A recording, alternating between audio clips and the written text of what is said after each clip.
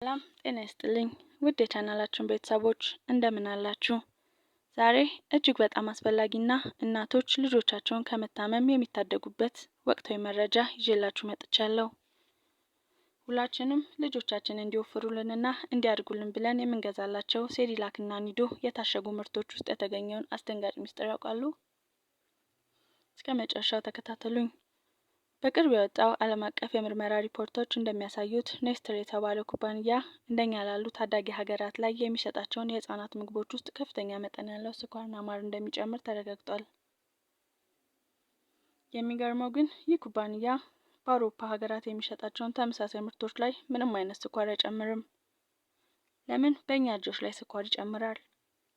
ሪፖርቶች እንደሚጠቁሙት ይህ የሚደረገው ህጻናት ገና በትንንሽነታቸው የጣፋጭ ምግብ ሱስ እንዲይዛቸውና ሌላ ጤናማ ምግብ እንዲጠሉ ለማድረግ ነው።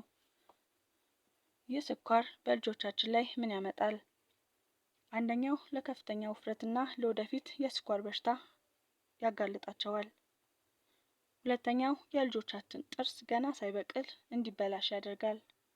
ሶስተኛው ህጻናት እናቶቻቸው የሚያዘጋጁላቸውን አልሚ ምግብ እንዲጠሉ ያደርጋል። ስለዚህ እናቶች እንደ እናት የምመክራችሁ ነገር ቢኖር የታሸጉ ምግቦች ከመግዛት በፊት በቤታችን የምናዘጋጀውን እንደ አጃ፣ ገብስ ያሉ ንጥረ ነገሮችን በገንፎና በአጥሚት መልክ ብንሰጣቸው ለጤናቸው እጅግ የተሻለ ነው። እንደዚህ አይነት ምርት ሀገር ውስጥ ሲገባ እንዴት የኢትዮጵያ ምግብና መድኃኒት ባለስልጣን ዝም ይላል የሚል ጥያቄ ሊኖራችሁ ይችላል። በዚህ ቪዲዮም እመልስላችኋለሁ። የኢትዮጵያ ምግብና መድኃኒት ባለስልጣን ወደ ሀገር የሚገቡ ምግቦችና መድኃኒቶችን የመቆጣጠር ኃላፊነት አለበት።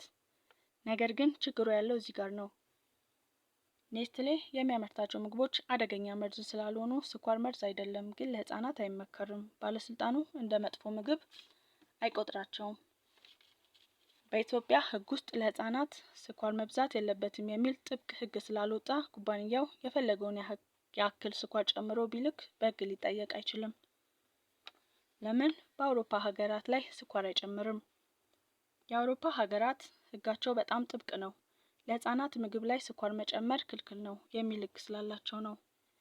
እኛ ሀገር ግን እንዲህ ያለ ጠንካራ ህግ ስለሌለ ኩባንያው የራሱን ትርፍ ለማዳበር ህፃናቱን ለጣፋጭ ሱስ ለማስያዝ ይህን ያደርጋል።